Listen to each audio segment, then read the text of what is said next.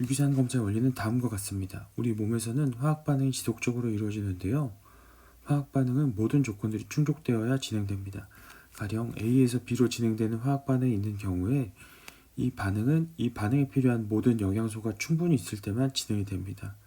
그리고 각각의 반응들은 반응마다 필요로 하는 영양소가 차이가 있습니다. 그런 영양소가 좀 부족하게 되는 경우에는 A에서 B로 잘 진행되지 않아 B는 점점 감소하게 되고 A는 점점 누적되어 이것이 소변으로 배출되게 됩니다. A가 직접 배출되지 않고 다른 물질인 C로 전환되어 배출되는 경우도 있습니다. 따라서 소변에서 A 또는 C가 과도하게 보인다면 이것은 A에서 B로 진행되는 화학 반응이 잘 이루어지지 않기 때문이라고 생각할 수 있고, 그 이유는 그 반응에 필요한 비타민 또는 미네랄이 부족하기 때문이라는 걸 생각할 수 있습니다. 그렇다면 왜 굳이 혈중에서 농도를 측정하지 않고 이렇게 복잡한 대사물을 측정하는 방법을 사용하는 걸까요?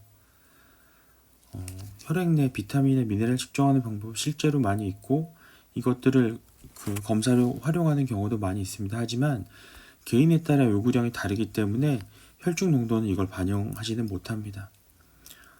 혈중 농도가 정상이라고 하더라도 개인에 따라서 더 필요한 경우들이 있을 수 있기 때문인데요. 유전적으로 그런 경우도 있고 상황에 따라서 더 많이 필요한 경우도 있습니다.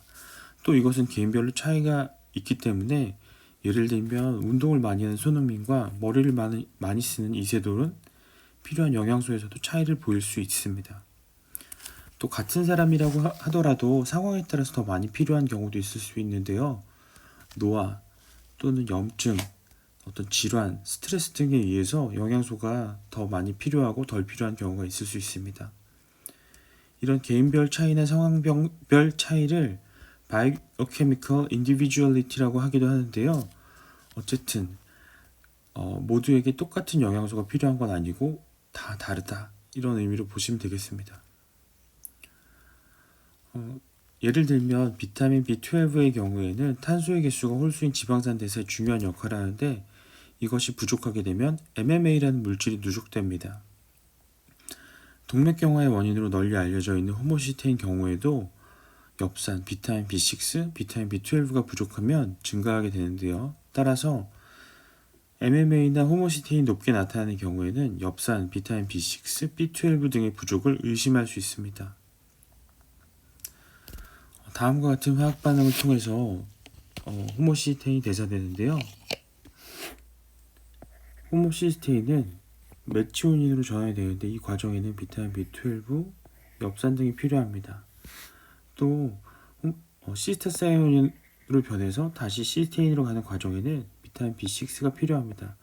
따라서 이런 게 부족하게 되는 경우에는 이 반응이 잘 진행되지 않아서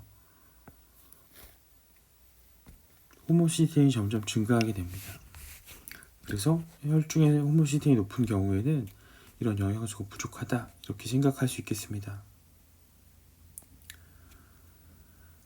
예를 들면 1993년 미국 임상영양학 퀴즈에 실린 연구가 하나 있었는데요. 벨기에, 독일, 네덜란드의 노인 450명을 대상으로 조사한 결과 비타민 농도가 모두 정상인데도 불구하고 호모시스테인이나 MMA가 높은 경우가 30%나 되는 걸로 나타났습니다.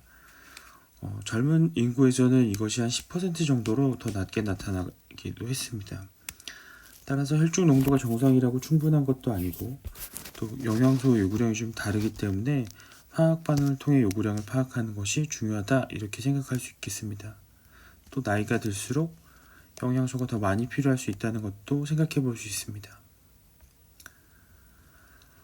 제 준비한 내용은 여기까지고요. 다음에는 유기산 검사에 대한 더 자세한 내용으로 다시 찾아뵙겠습니다. 감사합니다. 또 만나요.